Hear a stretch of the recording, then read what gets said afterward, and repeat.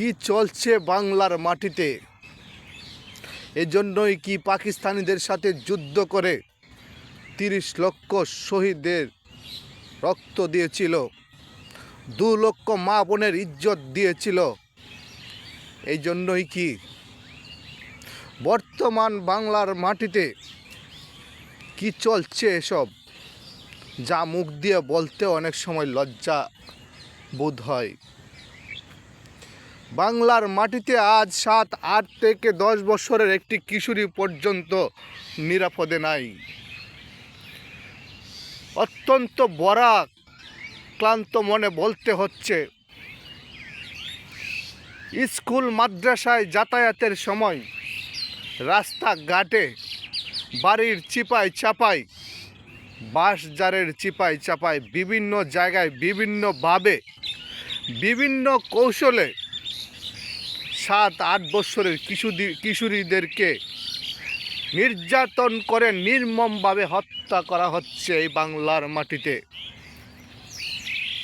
এই বাংলায় কি আমরা চেয়েছিলাম? কেন পাকিস্তানিদের সাথে যুদ্ধ করে এত রক্ত আর ইজ্জতের বিনিময়ে আমরা দেশ স্বাধীন করেছিলাম? স্বাধীন করে আজ কি হলো? দেশের মানুষ দেশের মধ্যেই নির্যাতনের পরিমাণ বাড়িয়ে দিয়েছে।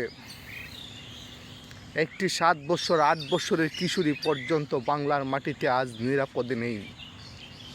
টেলিভিশনের নিউজ প্রতিদিন খোলার পরেই নিউজ একটাই, আজ গাইবান্ধা, কাল বগুড়া, পরশু দিন চিটাগাং, বিভিন্ন দিন বিভিন্ন জায়গায় বিভিন্ন নিউজ আসছে যে অমুক জায়গায় ৭ বছরের একটি কিশোরী নির্যাতনের পরে হত্যা করা হয়েছে।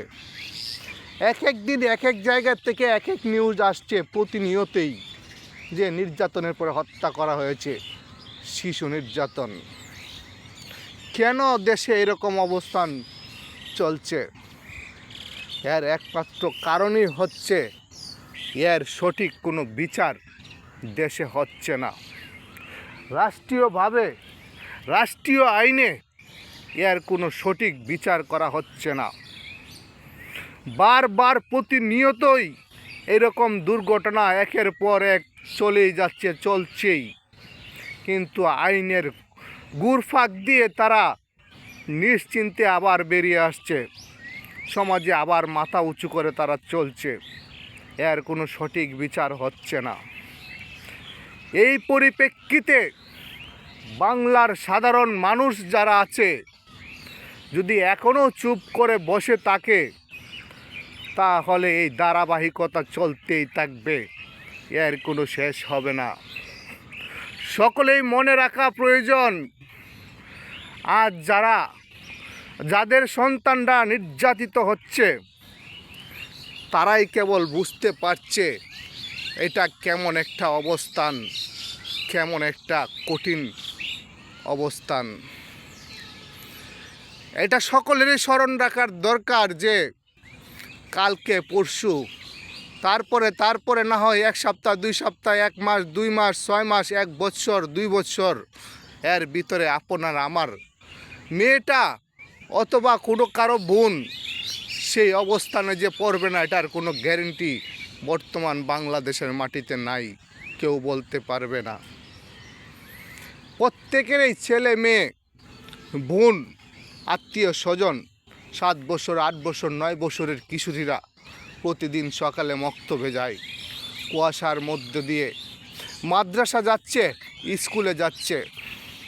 যদি এইভাবে ধারাবাহিকতা চলতে থাকে, এর কঠিন সঠিক কোনো বিচারের ব্যবস্থা যদি না করা হয়, তাহলে মনে রাখবেন, আজ না হোক কাল, পরশু, তরশু, একদিন না একদিন আপনার আমার মতো ব্যক্তিদের কানেও এরকম আওয়াজ আসতেই পারে। কারণ এদেশের মাটিতে বর্তমানে কোনো কিশোরী, কোনো নারী নিরাপদে নেই। দেশটা একটা পশুর দেশে পরিণত হয়ে গেছে। এই দেশটাকে মেরামত করতে হলে সঠিক একটা বিচারের ব্যবস্থা করতে হবে। পর্বে পর্বে অনেক সরকারের শাসন এবং বিচার আমরা দেখেছি, এমনকি দেখেও যাচ্ছি। কারো বিচারের মাধ্যমে এই দিক দিয়া কোনো ডেভেলপ আসে নাই।